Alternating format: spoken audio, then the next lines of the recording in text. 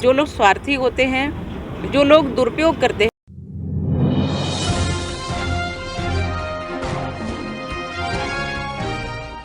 साध्वी प्रज्ञा भिवानी माता के दर्शन करने जाने के दौरान कुछ देर के लिए झज्जर में गुरुग्राम मार्ग पर स्थित गोकुल धाम गौशाला में रुकी थी। यहां उन्होंने संचालक सुनील निमाना की उपस्थिति में कामधेनु गाय की पूजा अर्चना कर आरती भी उतारी।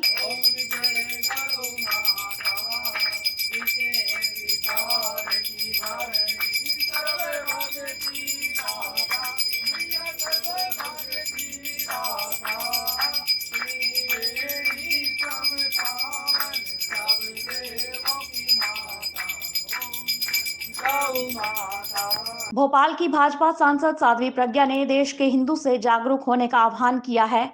उन्होंने कहा है कि हिंदू को जागरूक होकर ही राष्ट्र की रक्षा के लिए आगे आना होगा। हिंदू जो है वो अनभिज्ञ है और थोड़ा सा सोता हुआ रहता है। मुझे लगता है कि चैतन्य अवस्था में आना चाहिए देश, क्योंकि गौ माता की रक्षा, देश की रक्षा के लिए हम सबको तत्पर रहना ही चाहिए, नहीं तो देश हमारा संकट में आ जाएगा।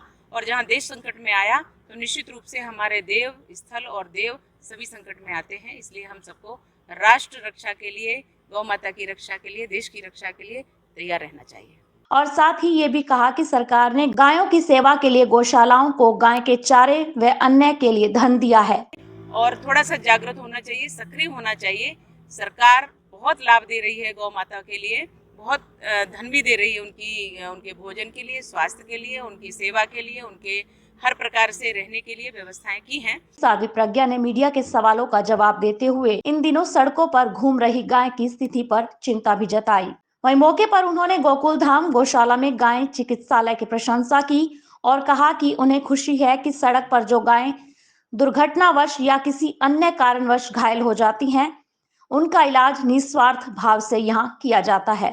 ये जो गौशाला है, इसमें जो एक्सीडेंटल गाय होती हैं, जिसकी रोड पे चलते हुए घायल हो जाती हैं, ट्रक निकलते हैं उनसे घायल हो जाती हैं, वाहनों से घायल हो जाती हैं, या किसी प्रकार से रोग दोष है उनको, तो वो रोगों का निवारण होता है और उनको स्वस्थ करने के लिए यहाँ हॉस्पिटल भी बनाया है। समय समय पर गौशालाओं की मदद भी की जाती है, लेकिन कुछ स्वार्थी लोग सरकारी ग्रांट का सही से इस्तेमाल नहीं करते।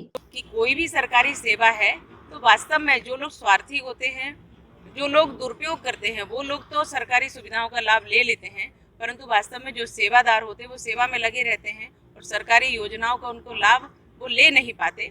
लाभ तो बहुत मिलते हैं परंतु ले नहीं पाते। और जो लोग स्वार्थी हैं, मैंने कहा कि कहीं ना कहीं वो दुरुपयोग करने वाले लोग इसका लाभ उठाते हैं।